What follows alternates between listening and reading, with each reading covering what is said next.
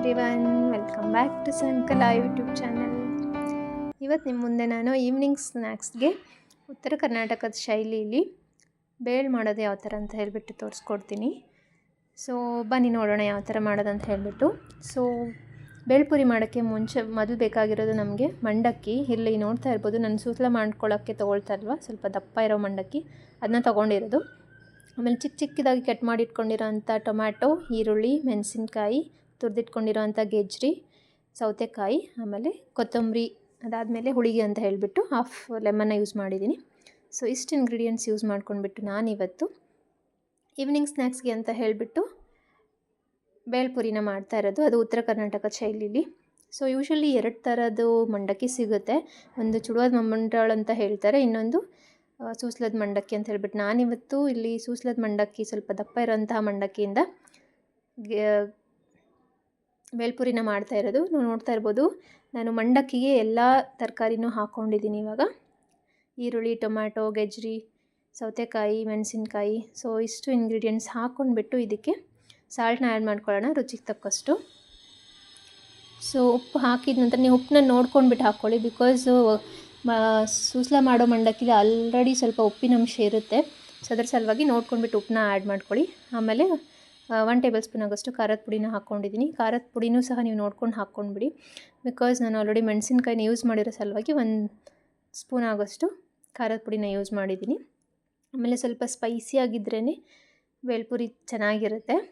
So ನೋಡ್ತಾ ಇದ್ದಾರಲ್ವ, ಅದೆಲ್ಲ ingredients ಹಾಕಿ ನೀಟಾಗಿ ನಾನು ಮಿಕ್ಸ್ ಮಾಡ್ಕೊಂಡು ಆದ ನಂತರ ಅದಕ್ಕೆ ನಿಂಬೆ ಹುಳಿ, ಆಮೇಲೆ ಕಟ್ ಮಾಡಿ ಇಟ್ಕೊಂಡಿರೋಂಥ ಕೊತ್ತಂಬರಿ ಸೊಪ್ಪನ್ನ ಆ್ಯಡ್ ಮಾಡ್ಕೊಂಡಿದ್ದೀನಿ.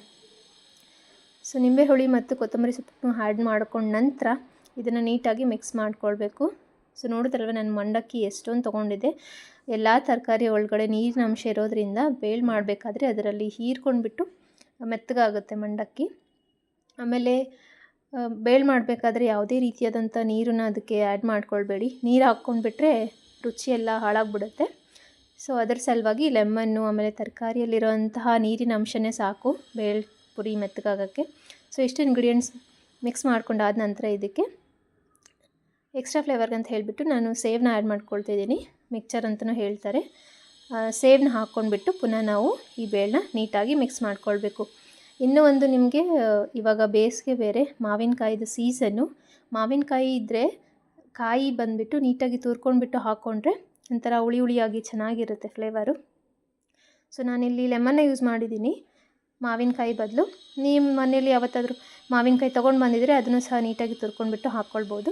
ಸೊ ನೋಡಿದ್ರಲ್ವ, ಇಷ್ಟು ಮಾಡಿದ್ರೆ ಈವ್ನಿಂಗ್ ಸ್ನ್ಯಾಕ್ಸ್ಗೆ ಅಂತ ಹೇಳಿಬಿಟ್ಟು ಕ್ವಿಕ್ ಆ್ಯಂಡ್ ಈಸಿಯಾಗಿರೋಂಥ ಸ್ನ್ಯಾಕ್ಸು ರೆಡಿಯಾಗುತ್ತೆ. ಹೋಪ್ ನಿಮಗೆ ಈ ಉತ್ತರ ಕರ್ನಾಟಕ ಶೈಲಿಲಿ ಮಾಡಿರೋಂಥ ಬೇಳ್ಪುರಿ ರೆಸಿಪಿ ಇಷ್ಟ ಆಯಿತು ಅಂತ ಅಂದ್ಕೊಳ್ತೀನಿ. ನೀವು ಮನೆ ಒಳಗಡೆ ಟ್ರೈ ಮಾಡ್ತೀರಾ ಅಂತ ಭಾವಿಸ್ತೀನಿ. ಇದು ಬೇಳ್ಪುರಿ ರೆಡಿ ಟು ಸರ್ವ್.